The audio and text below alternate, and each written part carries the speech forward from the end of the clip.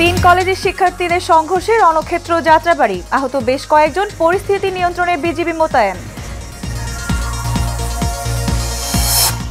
সংস্কার বিষয়ে অন্তর্বর্তী সরকারের সঙ্গে বিএনপির কোনো বিরোধ নেই বললেন তারেক রহমান। চক্রান্ত করছে স্বৈরাচার ও তাদের দোসররা।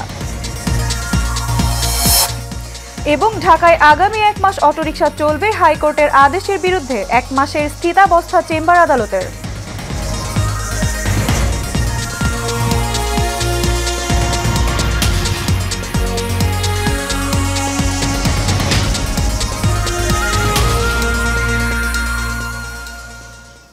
স্বাগত এশিয়ান নিউজে। এতক্ষণ শুনছিলেন বিআরবি কেবল ইন্ডাস্ট্রিজ লিমিটেড সংবাদ শিরোনাম, আর সঙ্গে আছে আমি সানজিদা হক। এবারে পুরো খবর। রাজধানীর যাত্রাবাড়িতে ডক্টর মাহবুবুর রহমান মোল্লা কলেজে হামলা ও ভাঙচুরের ঘটনা ঘটেছে। সোমবার দুপুরে শহীদ সোহরাওয়ার্দী কলেজ ও কবি নজরুল কলেজের শতাধিক শিক্ষার্থী মোল্লা কলেজে হামলা চালায়। এ সময় কলেজের বিভিন্ন সামগ্রী ভাঙচুর করা হয়। হামলায় বেশ কয়েকজন শিক্ষার্থী আহত হয়েছেন। পরিস্থিতি নিয়ন্ত্রণে 6 প্লাটুন বিজিবি মোতায়েন করা হয়েছে। এদিকে ঢাকা বিশ্ববিদ্যালয় অধিভুক্ত রাজধানীর সরকারি 7 কলেজের অনার্স চতুর্থ বর্ষের মঙ্গলবারের পরীক্ষা স্থগিত করা হয়েছে। বিস্তারিত শাফিউদ্দিন আহমেদের রিপোর্টে। ভুল চিকিৎসায় সহপাঠীর মৃত্যুর অভিযোগে রোববার পুরান ঢাকার ন্যাশনাল মেডিকেল কলেজ ও শহীদ সোহরাওয়ার্দী কলেজে ভাঙচুর চালায় ডক্টর মাহবুবুর রহমান মোল্লা কলেজের শিক্ষার্থীরা। সেই ঘটনার পাল্টা জবাব দিতে কবি নজরুল সরকারি কলেজ, সোহরাওয়ার্দী কলেজ সহ বেশ কয়েকটি কলেজের শিক্ষার্থীরা আজ দুপুর 12টার দিকে হামলা চালায় ডেমরার ডক্টর মাহবুবুর রহমান মোল্লা কলেজে। এ সময় কলেজটির ভবনে ব্যাপক ভাঙচুর চালিয়েছে তারা। পরে স্থানীয় জনতা মাহবুবুর রহমান মোল্লা কলেজের শিক্ষার্থীদের পক্ষ নিয়ে পাল্টা ধাওয়া করে হামলাকারীদের। দুই পক্ষ দফায় দফায় সংঘর্ষে জড়িয়ে পড়ায় রণক্ষেত্রে পরিণত হয় ওই এলাকা। আহত হন বেশ কয়েকজন। ওদের কলেজের পোলাপাইন, আপনি সেনাবাহিনী ছিল, পুলিশ ছিল, ওদের জিজ্ঞাসা করেন। ওদের কলেজের পোলাপাইন আগে ঢাকা কলেজের এবং নটরডেম কলেজের 2 জন শিক্ষার্থীকে আহত করে, যার পরিপ্রেক্ষিতে শিক্ষার্থী ক্ষিপ্ত হয়ে সেখানে যায়। এখনো দেখেন, আপনি লক্ষ্য করবেন, এখনো ওদের পোলাপাইন আমাদের কলেজের মধ্যে আগ্রাসন চালাচ্ছে। কি আমরা তো ওদের কলেজে সোহরাওয়ার্দীর ব্যাগে পাইছি এটা। এগুলো কি একদম এগুলো কি স্টুডেন্টের কাছে থাকে? এগুলো কি স্টুডেন্টের কাছে থাকে? আমাদের উপর হামলা, আমার প্রাণের ডিএমআরসির হচ্ছে একটা স্টুডেন্ট, ও হচ্ছে অসুস্থ হওয়ার পরে ন্যাশনাল মেডিকেল কলেজে ভর্তি হয় এবং ওখানে ভর্তি হওয়ার পরে ভুল চিকিৎসার জন্য সম্ভবত ছেলেটা মারা যায়। এর আসলে সঠিক কোনো তদন্ত হয়নি এখন পর্যন্ত। এরই পরিপ্রেক্ষিতে ওরা ওখানে আন্দোলন করে, কবি সোহরাওয়ার্দী ওদের সাথে একমত পোষণ করে। এরপরে ওরা হচ্ছে নিজেদের মধ্যে একটু কথা কাটাকাটি হয়, মারামারি হয়। এর পরিপ্রেক্ষিতে ওরা গতকালকে আমাদের সোহরাওয়ার্দী কলেজে গিয়ে ওরা অ্যাটাক করে এবং কলেজটাকে পুরো হচ্ছে শ্মশান বানিয়ে দেয় এক কথায়। এবং এরই পরিপ্রেক্ষিতে আজকে স্টুডেন্ট এসেছে। সংঘর্ষের কারণে যাত্রাবাড়ি ও আশেপাশের সড়কে যান চলাচল বন্ধ হয়ে যায়। এ সময় সড়কে তীব্র যানজট সৃষ্টি হয়। এক পর্যায়ে ঘটনাস্থলে বিপুল সংখ্যক আইনশৃঙ্খলা বাহিনীর সদস্য উপস্থিত হয়ে পরিস্থিতি নিয়ন্ত্রণে আনার চেষ্টা চালান। মাহবুবুর মোল্লা কলেজের ভাঙচুর করেছে, ব্যাপক ক্ষয়ক্ষতি করেছে। তো যেখানে যে ঘটনা ঘটেছে, ঘটনা পরবর্তী সময় আমরা এসে এখানে ঘটনা নিয়ন্ত্রণে এনেছি। ঘটনা এখন পরিস্থিতি আমাদের নিয়ন্ত্রণে আছে এবং আমরা আশা করি আইনগত প্রক্রিয়ার মধ্যে আমরা এখানে শান্তি শৃঙ্খলা নিশ্চিত করতে পারবো। এর আগে সকাল 9টা থেকে কবি নজরুল ও সোহরাওয়ার্দী কলেজের শিক্ষার্থীরা নিজ নিজ ক্যাম্পাসে জড়ো হতে থাকেন। পরে সকাল 10টার দিকে বাহাদুর শাহ পার্কের সামনে লাঠিসোঁটা নিয়ে জড়ো হন আশেপাশের কয়েকটি কলেজের শিক্ষার্থীরা। সেখান থেকে কয়েকশো বিক্ষুব্ধ শিক্ষার্থী মোল্লা কলেজের উদ্দেশ্যে লং মার্চের ডাক দিয়ে অগ্রসর হতে থাকে। Asian television, Dhaka. বিএনপির ভারপ্রাপ্ত চেয়ারম্যান তারেক রহমান বলেছেন, সংস্কার কার্যক্রম নিয়ে অন্তর্বর্তী সরকারের সঙ্গে বিএনপির কোনো বিরোধ নেই। গণতান্ত্রিক যাত্রা বাধাগ্রস্ত করতে ফ্যাসিবাদী স্বৈরাচার ও তাদের দোসররা নানা চক্রান্ত করছে বলেও মন্তব্য করেন তিনি। সোমবার জাতীয় প্রেস ক্লাবে ঢাকা সাংবাদিক ইউনিয়নের একাংশের বার্ষিক সাধারণ সভায় ভার্চুয়ালি যুক্ত হয়ে তিনি এসব কথা বলেন। বিস্তারিত মণ্ডল নামের রিপোর্টে। দীর্ঘদিন পর জাতীয় প্রেস ক্লাবে ঢাকা সাংবাদিক ইউনিয়নের এক অংশের বার্ষিক সাধারণ সভার আয়োজন করে। গণতন্ত্রের পক্ষে সকল শক্তি এবং সাংবাদিক সমাজকে সতর্ক থাকা দরকার। এ সময় বিএনপির ভারপ্রাপ্ত চেয়ারম্যান তারেক রহমান বলেন, গণতান্ত্রিক যাত্রা বাধাগ্রস্ত করতে ফ্যাসিবাদী স্বৈরাচার ও তাদের দোসররা নানা চক্রান্ত করছে। বাংলাদেশের পক্ষের শক্তির মধ্যে ভুল বুঝাবুঝির চেষ্টাও চলছে। দেশের এই অবস্থায় গণতন্ত্রের পক্ষে সব শক্তিকে সতর্ক থাকতে হবে। বিতাড়িত স্বৈরাচার এবং তাদের দোসর চক্র নানা কৌশলে আবারও মাথাচাড়া দিয়ে ওঠার অপচেষ্টা শুরু করেছে। অপশক্তি দেশের ভেতরে এবং বাইরে থেকে বাংলাদেশের পক্ষের শক্তির মধ্যে ভুল বোঝাবুঝি সৃষ্টির পায়তারায় লিপ্ত হয়েছেন। তবে সবাই যদি আমরা সতর্ক থাকি বাংলাদেশের পক্ষের শক্তির মধ্যে ভুল বোঝাবুঝির অবকাশ থাকবে না বলে আমি দৃঢ়ভাবে বিশ্বাস করি। তিনি আরো বলেন, আওয়ামী লীগ ও স্বাধীনতা একসাথে যায় না, কেননা আওয়ামী লীগ গণতন্ত্র হত্যাকারী, গণতন্ত্র বিএনপির কাছেই একমাত্র নিরাপদ। আওয়ামী লীগ আর গণতন্ত্র একে অপরের শত্রু। অপরদিকে বিএনপির কাছে গণতন্ত্র, বাক, ব্যক্তি আর স্বাধীনতা, সংবাদপত্রের স্বাধীনতা নিরাপদ। সাংবাদিকতা দলাদলিতে পরিণত করলে কি পরিণত হতে পারে তা ১.৫ দশকে মানুষ টের পেয়েছে বলেও মন্তব্য করেন তারেক রহমান।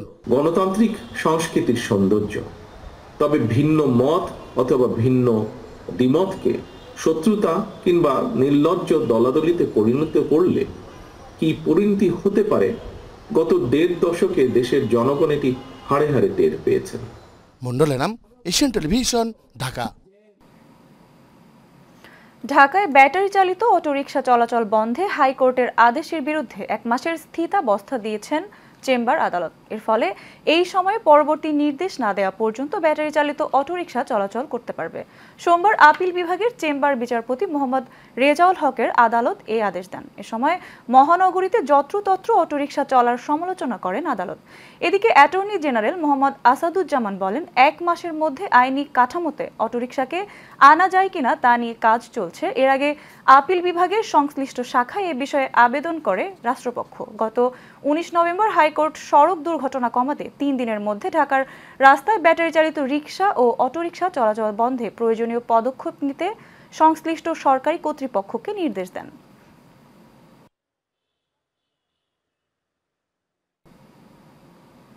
জাতীয় অর্থনৈতিক পরিষদের নির্বাহী কমিটির একনেক সভায় ৫টি প্রকল্প অনুমোদন দেওয়া হয়েছে। শেরেবাংলা নগরের এনইসি সম্মেলন কক্ষে অনুষ্ঠিত সভায় প্রকল্পগুলো অনুমোদন দেন প্রধান উপদেষ্টা ডক্টর মোহাম্মদ ইউনূস। সভায় পাশ হওয়া প্রকল্পগুলোর বিষয়ে পরিকল্পনা উপদেষ্টার কার্যালয় জানায়, একনেক সভায় ৫টি প্রকল্প অনুমোদন দেওয়া হয়েছে। অনুমোদিত প্রকল্পগুলো বাস্তবায়নে ব্যয় হবে ৫,৯১৫ কোটি টাকার বেশি।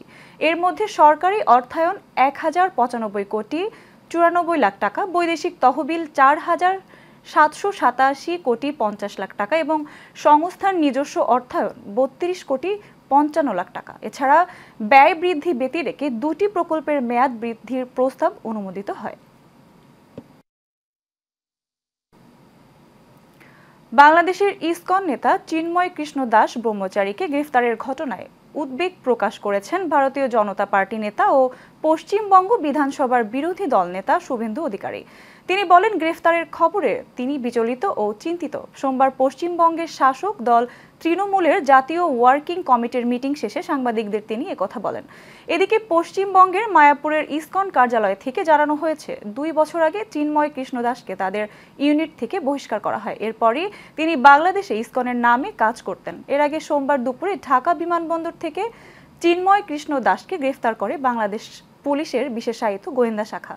উল্লেখ্য, গত ৩০ অক্টোবর চট্টগ্রাম নগরীর কোতোয়ালি থানায় চিন্ময় কৃষ্ণ দাস সহ ১৯ জনের বিরুদ্ধে মামলাটি দায়ের করা হয়। জাতীয় পতাকা অবমাননার অভিযোগে রাষ্ট্রদ্রোহ আইনে এ মামলা দায়ের হয়।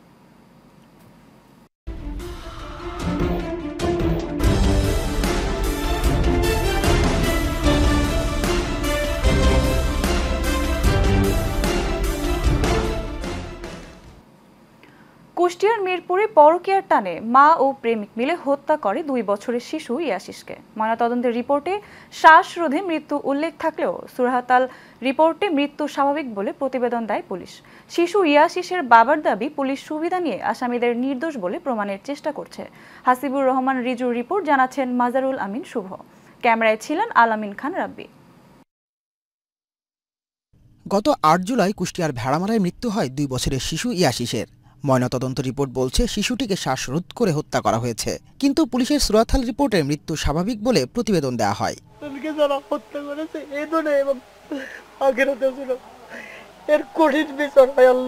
শিশুটির বাবার দাবি, এক এলাকার আত্মীয়ের সঙ্গে তার স্ত্রীর পরকীয়ার কারণে তাদের বিচ্ছেদ হয়। এর জের ধরে হত্যা করা হয়েছে তার সন্তানকে।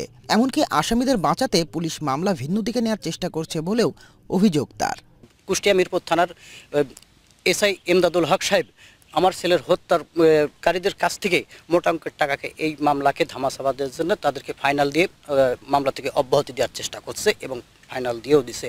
এদিকে বিষয়টি নিয়ে জানতে চাইলে মিরপুর থানার ভারপ্রাপ্ত কর্মকর্তা বলেন, এই মামলা নিয়ে তদন্ত হয়েছে, মামলার সপক্ষে সাক্ষ্য প্রমাণ পাওয়া যায়নি। আসলে এই মামলার সপক্ষে সাক্ষ্য প্রমাণ কোনো কিছুই আমাদের হাতে নাই, পাচ্ছি না। এই মামলাটা আপাতত শেষ করার জন্য সিদ্ধান্ত নিয়েছে, অলরেডি হয়ে গেছে। অন্যদিকে এই মামলায় রহিমা খাতুন সহ 4 আসামি গত 17 নভেম্বর কুষ্টিয়া আদালতে আত্মসমর্পণ করে জামিন চাইলে তা নামঞ্জুর করে কারাগারে পাঠানোর নির্দেশ দেন আদালত। নৃশংস এই হত্যায় জড়িতদের সর্বোচ্চ সাজার দাবি করেন নিহত শিশুটির পরিবার। শিশু বাচ্চা মারা, এখানে কালচারিতে দাগ পড়ে আছে, ঘাট পড়ে আছে, বুঝলেন। হ্যাঁ, এই যে আমরা দেখলাম, বুঝলেন, দেখার পরে তো মনে করলাম যে এটি প্রকৃতি আসলে মার্ডার। তাকে হত্যা করা হয়েছে একটা চক্রমূলক। এখন এর চক্রের পিছনে যারা আছে, আমি সরকারের কাছে বিনীত আবেদন করছি, এই শিশু হত্যার সরকার যেন সঠিকভাবে তদন্ত করে এদের জন্য কাঠগড়ায় আওতায় নিয়ে এসে আইনগতভাবে তাদেরকে সাজা দেওয়া হোক। এদিকে মামলা তুলে নেওয়ার জন্য বাদীকে প্রাণনাশের হুমকি দিয়ে আসছে আতিয়ারের পরিবারের সদস্যরা। এমনকি এই সংবাদ সংগ্রহের সময় শিশুটির বাবা মাসুদ ও তার পরিবারের উপর হামলা করেন আতিয়ারের চাচা ওবায়দুল রহমান সহ তার লোকজন। মাজহারুল আমিন শুভ, এশিয়ান টেলিভিশন। নরসিংদীর পলাশে ট্রলি ও মোটরসাইকেলের মুখোমুখি সংঘর্ষে সাকিব ও সিয়াম নামে 2 বন্ধু নিহত হয়েছে। সোমবার সন্ধ্যায় উপজেলার ডাঙ্গা ইউনিয়নের দৃষ্টিনন্দন সড়কে এ ঘটনা ঘটে। স্বজন ও স্থানীয়রা জানান, সন্ধ্যা 6টার দিকে সান্তানপাড়ার দৃষ্টিনন্দন সড়কে বিপরীত দিক থেকে আসা একটি ইটের ট্রলির সাথে মোটরসাইকেলের মুখোমুখি সংঘর্ষ হয়। এতে সড়কের পাশে ছিটকে পড়ে 2 বন্ধু। পরে ঘটনাস্থলেই মৃত্যু হয় সাকিবের। গুরুতর আহত অবস্থায় সিয়ামকে নরসিংদী সদর হাসপাতালে নেওয়ার পর মারা যায় সেও। এ ঘটনার পর ট্রলি চালক পালিয়ে গেলেও ট্রলিটি জব্দ করা হয়। পলাশ থানার ভারপ্রাপ্ত কর্মকর্তা মোহাম্মদ শহীদুল ইসলাম বলেন, মরদেহ উদ্ধার ও নিহতদের পরিবারের সাথে কথা বলে এ ঘটনায় আইনগত ব্যবস্থা নেওয়া হবে। বরগুনার তালতলিতে প্রতিপক্ষকে অবৈধ বিদেশি পিস্তল দিয়ে গুলি করে আহত করা হয়েছে। এ সময় পিস্তল সহ অভিযুক্ত জাকির হাওলাদারকে এলাকাবাসী আটক করে পুলিশের কাছে সোপর্দ করে। সোমবার পচা কোড়ালিয়া ইউনিয়নের বড়পাড়া গ্রামের এই ঘটনা ঘটে। এলাকাবাসী জানান, ডাকাত সন্দেহ করে গত 10 নভেম্বর মোহাম্মদ হাসানকে এলাকাবাসী কুপিয়ে জখম করে। এই ঘটনাকে কেন্দ্র করে গতকাল হাসানের অনুসারী জাকির হাওলাদার সহ কয়েকজন স্থানীয় সগির হাওলাদারের সাথে তর্ক বিতর্ক করেন। এর এক পর্যায়ে জাকির হাওলাদার অবৈধ বিদেশি পিস্তল দিয়ে সগির হাওলাদারকে লক্ষ্য করে গুলি ছোড়ে। পরে স্থানীয়রা অভিযুক্ত জাকির হাওলাদারকে আটক করে মারধর করেন। পরে ঘটনার স্থানে পুলিশ এসে অভিযুক্ত জাকির হাওলাদার সহ আহতদের উদ্ধার করে চিকিৎসার জন্য পাঠায়।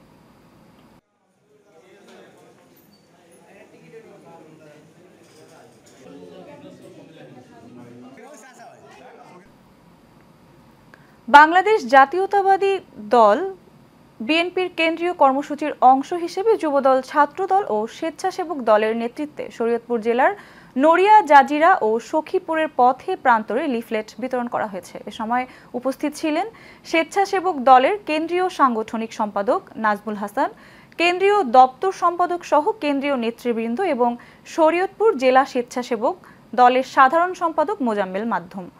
আরও উপস্থিত ছিলেন নড়িয়া যুবদল, স্বেচ্ছাসেবক দল, ছাত্রদলের নেতৃবৃন্দ এবং সখীপুর বিএনপি যুবদল, স্বেচ্ছাসেবক দলের নেতৃবৃন্দরা।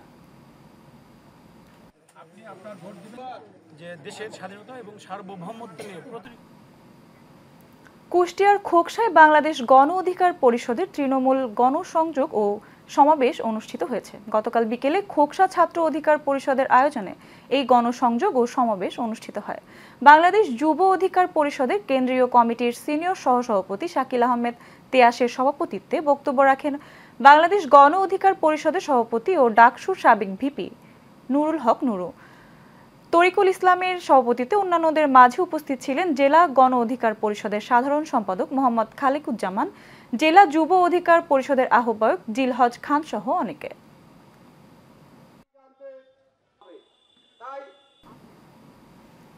বাংলাদেশ এডিটর্স ফোরামের চট্টগ্রাম বিভাগের কমিটি গঠন নিয়ে আলোচনা সভা অনুষ্ঠিত হয়েছে। অনুষ্ঠানে সভাপতিত্ব করেন বাংলাদেশ এডিটর্স ফোরামের কেন্দ্রীয় কমিটির সভাপতি মিজানুর রহমান চৌধুরী। সঞ্চালনা করেন সাপ্তাহিক চট্টবাণী পত্রিকার সম্পাদক মোহাম্মদ নুরুল কবির। অনুষ্ঠানে প্রধান অতিথি ছিলেন প্রবীণ সাংবাদিক নেতা বীর মুক্তিযোদ্ধা মাইনুদ্দিন কাদেরী শওকত। এছাড়া উপস্থিত ছিলেন চট্টগ্রামের জ্যেষ্ঠ সাংবাদিকবৃন্দ।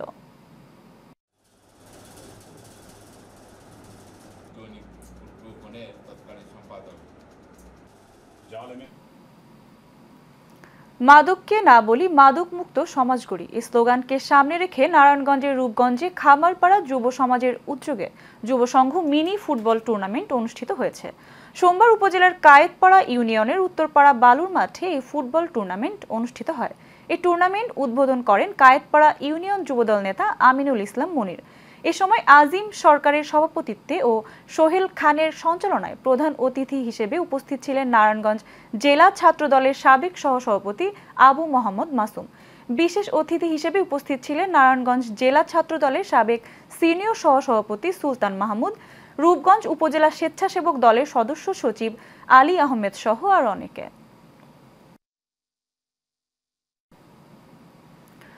টাঙ্গাইলের ধনবাড়িতে বিনিময় বাস সার্ভিসের মান উন্নয়নে ছাত্র সমাজ ও জনগণের 11 দফা দাবি বাস্তবায়নে সংবাদ সম্মেলন অনুষ্ঠিত হয়েছে।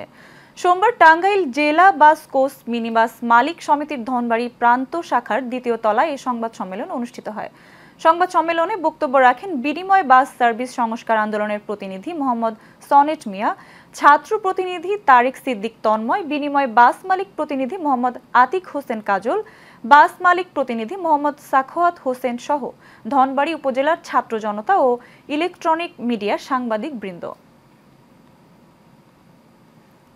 রাজধানীর মিরপুরে পল্লবী আলিম ইন্টারন্যাশনাল স্কুলে মনোজ্ঞ সাংস্কৃতিক অনুষ্ঠান ও দেশাত্মবোধক গান পরিবেশন করা হয়েছে।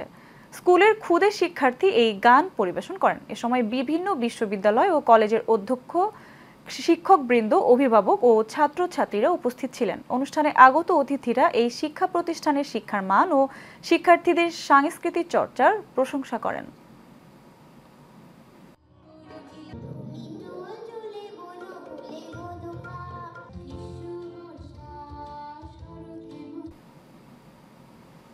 সেনবাগে দিনব্যাপী হুফফাজুল কুরআন প্রতিযোগিতা ফতেহপুর ইসলামিয়া মাদ্রাসায় অনুষ্ঠিত হয়েছে। জেলা হুফফাজুল কুরআন ফাউন্ডেশনের তত্ত্বাবধানে সিগার 5 পাড়া, 10 পাড়া, 20 পাড়া ও 30 পাড়া প্রতিযোগিতায় 586 জন প্রতিযোগী অংশগ্রহণ করে।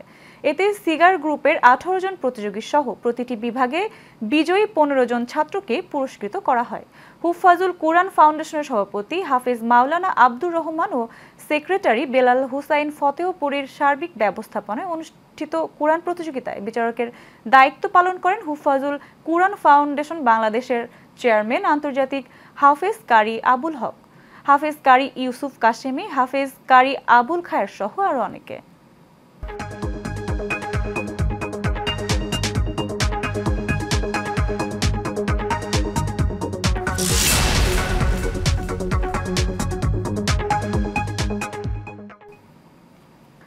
নরসিংদীতে শিল্প কারখানার বজ্র ও দূষিত পানির কারণে উর্বরতা হারাচ্ছে ফসলি জমি। প্রতিনিয়ত ফসলি জমিতে শিল্প কারখানার দূষিত পানি ছাড়া হলেও পরিবেশ অধিদপ্তরের কোনো পদক্ষেপ নেই বলে অভিযোগ স্থানীয়দের।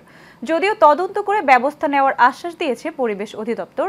নরসিংদী প্রতিনিধি সিদ্দিকুর রহমান ইমনের পাঠানো তথ্যচিত্রে বিস্তারিত জানাচ্ছেন আরভি ইসলাম হিমু।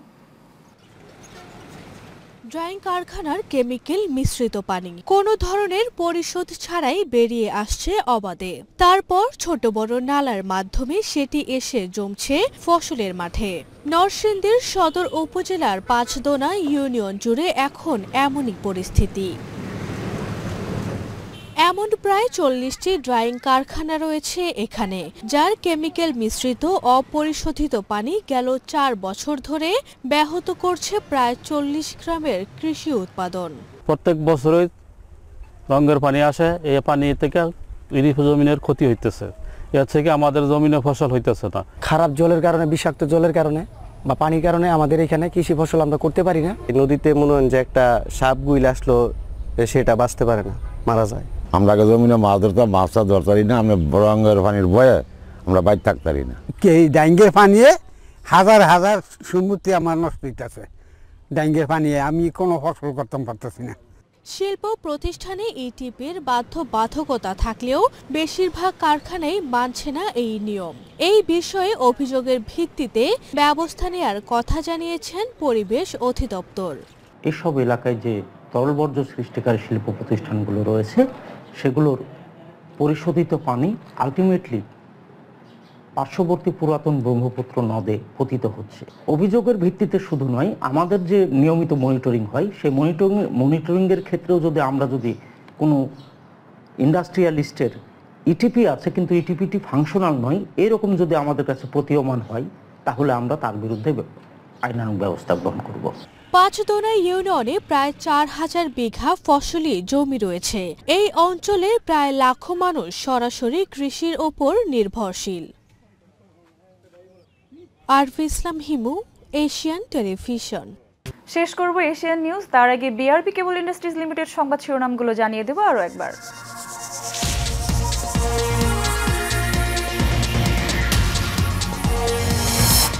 3 কলেজের শিক্ষার্থীদের সংঘর্ষে রণক্ষেত্র যাত্রাবাড়ি, আহত বেশ কয়েকজন, পরিস্থিতি নিয়ন্ত্রণে বিজিবি মোতায়েন।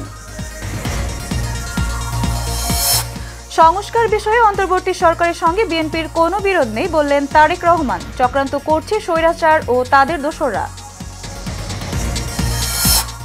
এবং ঢাকায় আগামী 1 মাস অটোরিকশা চলবে, হাইকোর্টের আদেশের বিরুদ্ধে 1 মাসের স্থিতাবস্থা চেম্বার আদালতের।